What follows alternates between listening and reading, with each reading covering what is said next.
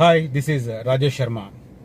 ఇంతకీ నిన్న వీడియోలో అడుగుదాం అనుకున్నాను కానీ మర్చిపోయాను. ఎలా ఉంది నా గెటప్? నిజానికి హైదరాబాద్ నుంచి బయలుదేరేప్పుడు కూడా నాకు ఆలోచన లేదు స్వామికి తలనీళ్ళిద్దామని. ఎందుకో ఆ క్షణం అనిపించింది. ఒకటి, తిరుపతి వస్తే అంత దూరం నుంచి ప్రయాణం చేసి కష్టపడి పైకెక్కి అంతా చూసిన తర్వాత కూడా ఆయన్ను చూసే ఒక నిమిషమో 2 నిమిషాలు లక్కీగా మనం చివరి అంశంకి వెళ్ళేసరికి అక్కడ నుంచి ఆ డోర్ దగ్గరికి వెళ్ళే వరకు అక్కడ ఉండేది మనం జస్ట్ ఒక 20 to 30 సెకండ్సే. ఆ 20 to 30 సెకండ్స్ కూడా ఆయన్ని చూస్తే ఆ కనిపించే ఆ అలౌకిక ఆనందం దట్ ఈజ్ అసలు అనిర్వచనీయం అనుకోండి. నిజంగా ఎక్స్ప్లెయిన్ చేయలేం. మనకు అందరికీ నాకు తెలిసి ఈ అభిప్రాయం ఆల్మోస్ట్ తిరుమల దర్శించే ప్రతి ఒక్క భక్తుడి అభిప్రాయం అనుకుంటున్నాను.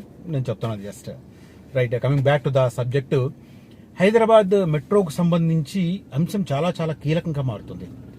నవంబర్లోనే 2వ దశను టేకప్ చేయాలని, 2వ దశలో ప్లాన్ ఏ కింద 5 కారిడార్ల ఎక్స్పాన్షన్కు సంబంధించిన ప్రాజెక్టును రెడీ చేసి దాదాపు 23,000 కోట్ల రూపాయలకు పైచిలకు ఖర్చు అవుతుందని అంచనా వేసి రాష్ట్ర కేబినెట్ ఆమోదించి సెంట్రల్ గవర్నమెంట్కు పంపించారు నవంబర్ ఫస్ట్ వీక్లో. అది ఇప్పటికీ ఆమోదం రాలేదు, మనందరికీ తెలుసు. ఆ తర్వాత ఒక 3 నెలల క్రితం 2వ దశ పార్ట్ బి కింద 3 లైన్లను, ఒకటి మేడ్చల్ రూట్లో, ఒకటి షామీర్పేట్ రూట్లో, ఇంకొకటి ఫ్యూచర్ సిటీ వరకు, ఈ 3 మళ్ళీ దాంట్లో కలిపి అది కూడా మళ్ళీ ఒక 19,000 కోట్ల రూపాయల బడ్జెట్కు ఖర్చు అవుతుందని చెప్పి అంచనాలతో రాష్ట్ర కేబినెట్ ఆమోదించి కేంద్రానికి పంపింది. బట్ కేంద్రం వైపు నుంచి ఈ ఫస్ట్ పార్ట్ 1కు సంబంధించి కొంత ఒక 2-3 నెలల పాటు సంప్రదింపులు జరిగాయి. అటు మెట్రో రైలు అధికారులను కావచ్చు, ఇటు రాష్ట్ర అధికారులను కావచ్చు, ఫైనాన్షియల్ సంబంధించిన ఫీజిబిలిటీస్ వ్యవహారం కావచ్చు, అట్లా కేంద్ర పట్టణాభివృద్ధి శాఖ అధికారులు ఒక 2-3 నెలల పాటు వాళ్ళ మధ్య మంతనాలు సాగాయి. వాళ్ళు కొన్ని క్వశ్చన్స్ అడగడం, వీళ్ళు క్లారిఫికేషన్స్ ఇవ్వడం, ఇక త్వరలో వస్తుంది అనుమతి అని అనుకున్న సందర్భంలో కూడా అది పెండింగ్ పడుతూ వచ్చింది. అఫ్కోర్స్ మనం ప్రస్తుతం ఉన్న పరిస్థితుల్లో పార్టీ ఏదైనా కూడా రాజకీయాలకు అతీతంగా ఇలాంటి నిర్ణయాలు వస్తాయని చెప్పి నేనైతే అనుకోను. ఎందుకంటే స్థానికంగా ఉన్నది కాంగ్రెస్ ప్రభుత్వం, జాతీయ స్థాయిలో ఉన్నది బీజేపీ ప్రభుత్వం, ఎన్డీఏ ప్రభుత్వం. సరే, మొదటి 2 దశలు బీజేపీ ప్రభుత్వం అన్నా, ఈసారి మాత్రం ఎన్డీఏ ప్రభుత్వం అనాలి. Because BJP is depending on TDP and Nitish Kumar party, మనకు తెలిసిన విషయం. కాబట్టి ఇది ఎన్డీఏ ప్రభుత్వం. ఎన్డీఏ ప్రభుత్వంలో హైదరాబాద్కు సంబంధించిన మెట్రోకి అనుమతి ఎందుకు రావడం లేదు, ఎవరైనా బ్రేక్ వేస్తున్నారా అనేది రకరకాల చర్చలు. లేటెస్ట్గా రేవంత్ రెడ్డి గారు చాలా కీలకమైన వ్యూహాత్మకమైన నిర్ణయం తీసుకున్నారు. ఒక పార్లమెంటు సమావేశాలు జరగబోతున్నాయి, మాన్సూన్ సెషన్, వర్షాకాల సమావేశాలు జరుగుతున్నాయి ఉభయ సభలకు సంబంధించి. సో ఎంపీలతో ఒక సమావేశం పెట్టారు. దీనికి రేవంత్ రెడ్డి గారు వెళ్లకుండా ఉప ముఖ్యమంత్రి భట్టి గారిని పంపించారు. దానికి ఓన్లీ కాంగ్రెస్ ఎంపీలే వస్తారని అందరూ అనుకున్నారు. అఫ్కోర్స్ బీఆర్ఎస్కు ఎంపీలు లేరు కాబట్టి ఓకే, ఇగ్నోరింగ్, వాళ్ళని పట్టించుకోకుండా బీజేపీ వాళ్ళు ఎందుకు వస్తారు? ఎందుకంటే కాంగ్రెస్ పార్టీ జాతీయ స్థాయిలో ఒక ఆర్క్ రైవల్ పార్టీ. ఇప్పుడు మనం చూస్తున్నాం, మొన్న ప్రారంభమైన పార్లమెంటు సమావేశాల్లో పాలక ప్రతిపక్షాల మధ్య ఎలాంటి సంఘర్షణ చోటు చేసుకుందో, ఎలాంటి ఘర్షణ వాతావరణం ఏర్పడిందో, వాదోపవాదాలు ఎలా చెలరేగుతున్నాయో ఇవన్నీ మనం చూస్తూ ఉన్నాం.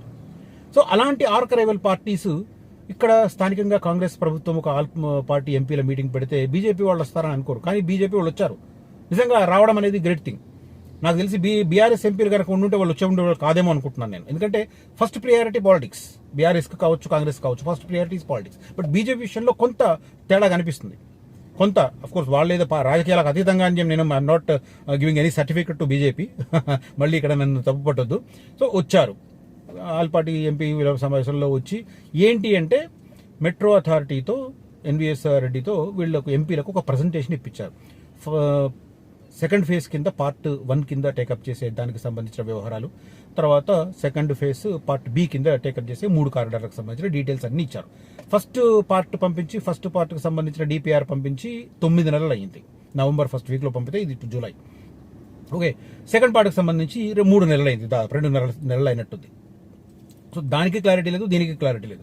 సరే, పార్ట్ 1కి సంబంధించి కొంత మంతనాలు సాగాయి, డౌట్స్ అడిగితే క్లారిఫికేషన్స్ ఇచ్చారు. అయినా ఎందుకు పెట్టారనేది ఇప్పుడు ఎవరికి తెలియదు. దీంట్లో మనం ఎవరికైనా కొద్దిగా రాజకీయ పరిజ్ఞానం ఉన్న ఏ ఒక్కరికైనా తెలుస్తుంది. ఇక్కడ కాంగ్రెస్ పార్టీ, అక్కడ బీజేపీ. వీళ్ళు కేంద్ర మంత్రులను ప్రధానమంత్రిని కలుస్తారు. కలిసి వచ్చిన తర్వాత బయటకు వచ్చి రాహుల్ గాంధీతోనో, ఖర్గేనో, సోనియా గాంధీనో కలుస్తారు. మళ్ళీ పొలిటికల్ ఒక ప్రెస్ కాన్ఫరెన్స్ పెడతారు, బీజేపీని దుమ్మెత్తి పోస్తారు. ఎందుకంటే వీళ్ళకి సర్వైవల్కి అవసరం. బీజేపీని తిట్టకపోతే రాహుల్ గాంధీ ఊరుకోడు, ఖర్గే ఊరుకోడు, అటు సోనియా ఊరుకోదు. కాబట్టి ఖచ్చితంగా వీళ్ళు కేంద్ర ప్రభుత్వాన్ని తిట్టాలి, బీజేపీని టార్గెట్ చేయాలి. సో ముందు పోయి వాళ్లకు వినతి పత్రాలు ఇవ్వడం, బయటకు వచ్చి తిట్టడం. సో వాళ్లకు ఈగోస్ ఉంటాయి.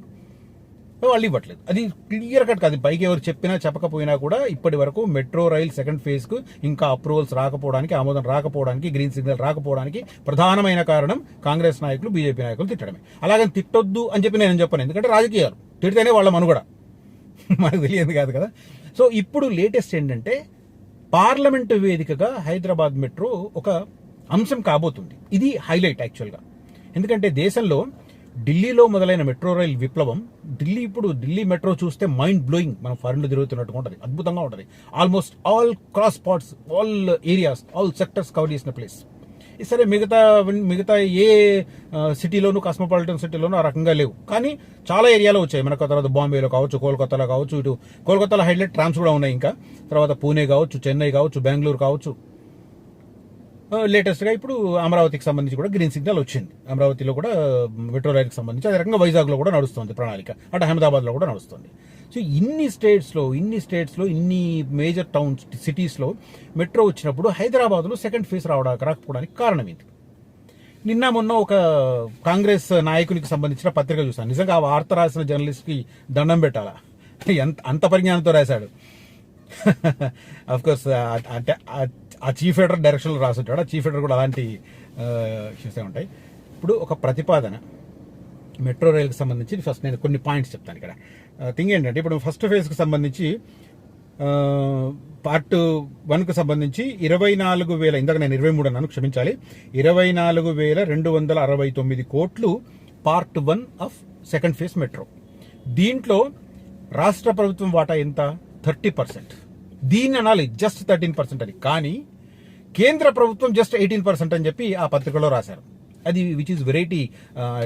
మీరు అనుకోవచ్చు, అరే మరి 30% ఎక్కువ కదా, 18% తక్కువ కదా, జస్ట్ 18% అంటే తప్పేందని మీరు అనుకోవచ్చు. కానీ ఇక్కడ లింక్ ఏంటంటే, రాష్ట్ర ప్రభుత్వం 13% పే చేసి ఎంటైర్ మెట్రో మీద అథారిటీ అజమాయిషి చేస్తుంది.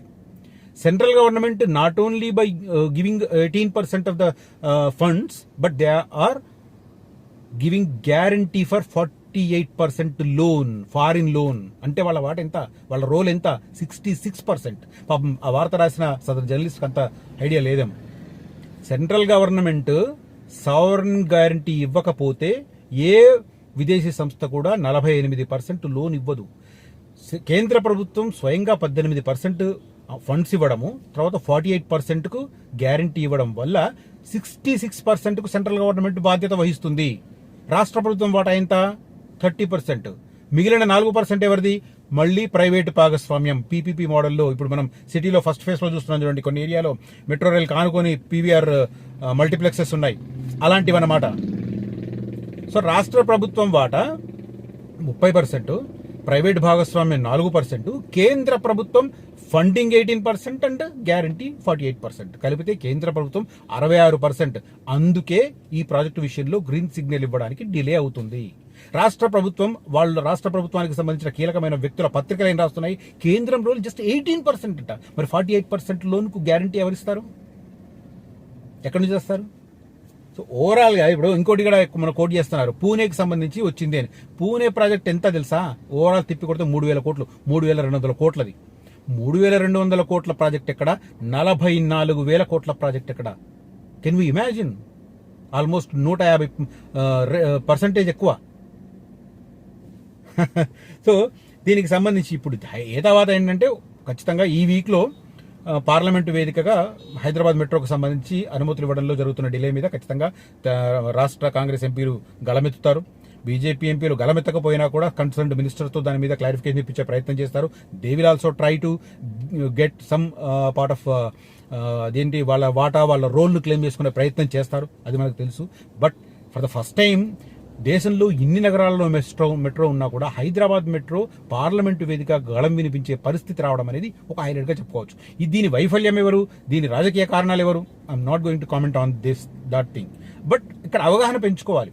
మొత్తం ప్రాజెక్టు నేను చెప్తున్నాను, రెండో దశ ఏ కింద 5 మార్గాలకు సంబంధించి ప్రతిపాదించారు, బి కింద 3 మార్గాలు మనకు తెలుసు. నేను చాలా ఇంతకుముందు కూడా వీడియో చేశాను, కావాలంటే ఆ వీడియోలు మీరు వెనక్కి తిరిగి చూడొచ్చు.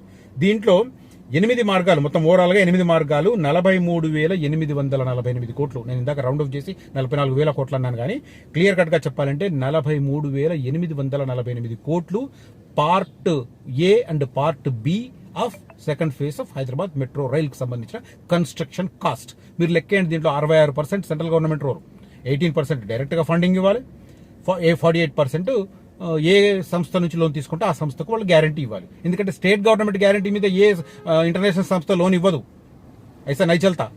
ఓకే, సెంట్రల్ గవర్నమెంట్ ఇవ్వాలి. అంటే 66% రోల్ ఉంది కాబట్టి సెంట్రల్ గవర్నమెంట్ ఇంకా ఇంకా ఇంకా దాన్ని డ్రాగ్ చేస్తుంది. బట్ ఆ డ్రాగ్ అన్ని కూడా ఐఎమ్ నాట్ యాక్సెప్టింగ్ దట్. ఎందుకంటే డెవలప్మెంట్ జరగాలన్నప్పుడు పాలిటిక్స్ చేయొద్దు. బీజేపీ అయినా ఇక్కడ రాష్ట్రమైనా మీరు సవ్యంగా వెళ్ళి వీళ్ళు అడగాలి, సవ్యంగా వాళ్ళు ఇవ్వాలి. సవ్యంగా వెళ్ళి అడుగుతారు, బయటకు వచ్చి తిడతారు, వాళ్ళకు ఈగో బర్న్ అవుతుంది, వాళ్ళు రాజకీయం చేస్తారు. సో ఇదంతా ఇట్లా ఉంటుంది అనమాట, రౌండ్ అప్ లాగా. Round and round and round అనేది సినిమాలో చిరంజీవి ఉంటుంది, బాగుంటుంది అది.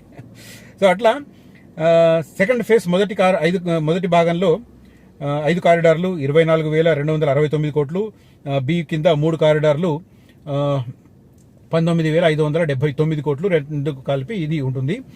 కేంద్ర రాష్ట్ర ప్రభుత్వాల సంయుక్త భాగస్వామ్యం, ఇది మనకు తెలుసు. అయితే ఇక్కడ ప్రాబ్లం ఏంటంటే, ముందు నేను దీన్ని హైలైట్ చెప్తాను, ప్రాబ్లం మళ్ళీ చివరిలో చెప్తాను. ఇప్పుడు దీంట్లో ఏం హైలైట్స్ ఉన్నాయి మనకు? రాజీవ్ గాంధీ ఇంటర్నేషనల్ ఎయిర్పోర్ట్ నుంచి future city, Bharat future city వరకు 39.6 కిలోమీటర్ల కారిడార్ నిర్మాణానికి 7,168 కోట్ల రూపాయల ఖర్చు.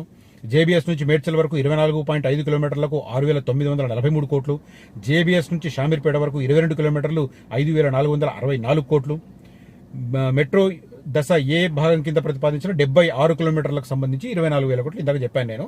దాంట్లో ఏంటి అంటే దాంట్లో హైలైట్ ఏంటి, మళ్ళీ నాగోల్ నుంచి ఎల్బీ నగర్, కర్మన్ ఘాట్, చాంద్రాయణగుట్ట, ఆరాంఘర్ నుంచి శంషాబాద్ ఎయిర్పోర్ట్ దాకా వెళ్లే 38.8 కిలోమీటర్లకే ఎక్కువ ఖర్చు అవుతుంది. ఆ తర్వాత మిగతా అన్ని చిన్న చిన్నవి, ఇది రాయదుర్గం నుంచి కోకాపేట, నియోపోలిస్ వరకు 11.6 కిలోమీటర్లు, ఎంజీబీఎస్ నుంచి చాంద్రాయణగుట్ట వరకు 7.5 కిలోమీటర్లు, మియాపూర్ నుంచి పటంచెరు వరకు 13.4 కిలోమీటర్లు, ఆ తర్వాత ఎల్బీ నగర్ నుంచి హయత్ నగర్ వరకు 7.1 కిలోమీటర్లు. ఇదే చాలా చిన్న స్ట్రెచ్.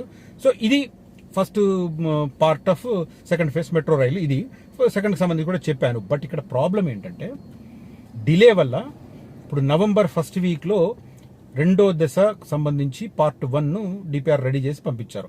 ఆ రోజు అంచనా వ్యయం ప్రకారం మనకు ఇందాక చెప్పుకున్నాం 24,000 కోట్ల చిల్లర అవుతుంది అని. 9 నెలల కాలం గడిచింది. 9 నెలల కాలంలో అన్నింటికి సంబంధించిన రేట్లు పెరిగాయి. సో కన్స్ట్రక్షన్ కాస్ట్ ఆటోమేటిక్గా పెరిగింది.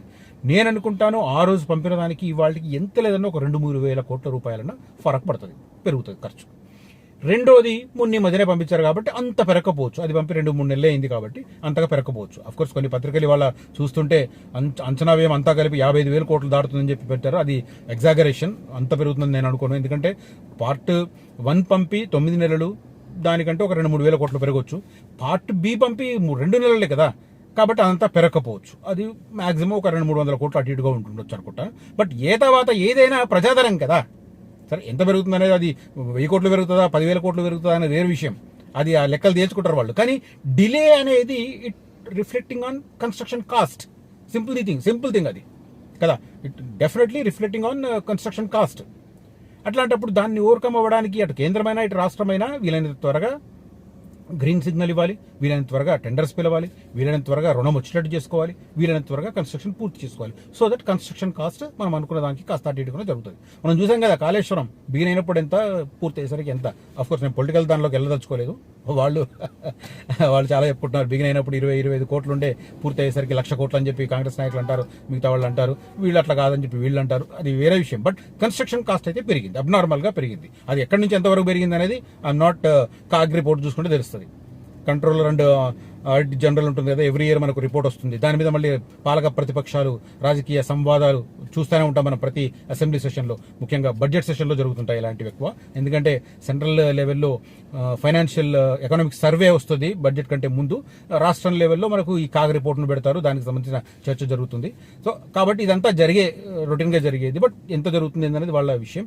ఓవరాల్గా ఒక నగరానికి సంబంధించిన మెట్రో రైల్ వ్యవహారం పెండింగ్లో పడడానికి ఆ అంశం పార్లమెంటు వేదికగా రిఫ్లెక్ట్ అవ్వడానికి ఒక పరిస్థితి ఏర్పడుతుంది చూడండి. ఇదైతే ఖచ్చితంగా పొలిటికల్ రాజకీయాల కారణం అని చెప్పి మనం ఖచ్చితంగా, అంటే ఎవరు ఏమనుకున్నా అది నిష్ఠుర సత్యం, ఫర్ షూర్ నిష్ఠుర సత్యం అంతే అది. ఎందుకంటే రాజకీయాల కారణంగానే అది జరుగుతుంది. ఎందుకంటే రాజకీయాల కారణం ఇప్పుడు 2017లో Hyderabad metro rail part first phase start అయినప్పుడు, ఆ తర్వాత 1-2 నెలల్లోనే ఆనాటి ప్రభుత్వం సెకండ్ ఫేజ్ చేయాల్సింది, బట్ చేయలేదు. చేయలేదు సరికదా. మెట్రో రైలు ఎయిర్పోర్ట్ దాకా తీసుకెళ్తామని చెప్పి అదొక పెద్ద జిమ్మికు. సర్వే లేదు, తట్టడు మట్టి లేదు, ఎక్కడ లెక్కలు లేవు, పత్రాలు లేవు, టెండర్లకు వేయలేదు, అంచనా వేయడం లేదు, డిపిఆర్ లేదు, ఏం లేకుండా డైరెక్ట్గా భూమి పూజ చేస్తారు ఆనాటి ముఖ్యమంత్రి. అది కొత్త ట్రెండ్ అనుకోండి. సరే, నేను I'm not going in to that subject, leave it. ఈ కంటెంట్ కనుక నచ్చితే, ఈ అనాలిసిస్ కనుక నచ్చితే దయచేసి ఈ వీడియోను లైక్ చేయండి, నలుగురితో ఈ వీడియోను షేర్ చేసుకోవడం ద్వారా నన్ను ఎంకరేజ్ చేయండి. అదే రకంగా ఫ్యూచర్ సిటీలో ఇన్వెస్ట్ చేయాలనుకున్న వారు కనిపిస్తున్న నంబర్లో కాంటాక్ట్ చేయండి. మంచి టైలర్ మేడ్ చూపిస్తాను. మళ్ళీ చెప్తున్నాను, ఫ్యూచర్ సిటీ కోర్ ఏరియా మాత్రమే ఫస్ట్ 5 yearsలో డెవలప్ అవుతుంది. ఆ కోర్ ఏరియాకు సంబంధం లేని ఏరియాలో దయచేసి పెట్టుబడి పెట్టొద్దు. ఇంకా నాకు కొంతమంది కాల్ చేసి మీర్ఖాన్పేట, నందివరపర్తి, సింగారం ఇలాంటి ప్లేసెస్ అడుగుతున్నారు. ఆ ఏరియాలో భూసేకరణ జరగలేదు బాసు. ఇప్పుడు అక్కడ మీరు ఇన్వెస్ట్ చేస్తే ఒక 5-6 ఏళ్ళు అది డెడ్ ఇన్వెస్ట్మెంట్ అవుతుంది. ఎవరైనా టెంప్ట్ చేస్తే దయచేసి అఫీషియల్ డాక్యుమెంట్ అడిగి అప్పుడు నిర్ణయం తీసుకోండి. నన్ను కొంతమంది కాంటాక్ట్ చేస్తున్నారు, వింటున్నారు, ఆ తర్వాత వెళ్ళిపోతున్నారు. నేను కూడా ఏం పర్లేదు, లెట్ దెమ్ డూ. వాళ్ళ మనీ వాళ్ళు తీసుకుపోయి నదిలో పోస్తారా, మంచి ప్లేస్లో పెడతారా, వాళ్ళ ఇష్టం, నాకేం సంబంధం. వాళ్ళు కష్టపడదు కదా. కష్టపడి సంపాదించిన సొమ్ము అయితే కష్టపడి జాగ్రత్తగా ఆలోచించి నాలాంటి జెన్యూన్ ఇన్ఫర్మేషన్తో పెడతారు ఇన్వెస్ట్. కష్టపడి సంపాదించింది కాదు, అప్పనంగా ఎక్కడి నుంచి తెచ్చుకున్నారు, ఎక్కడైనా పెట్టుకుంటారు, పోతాం. Right. Thank you so much for watching this video. Signing off Rajesh Sharma.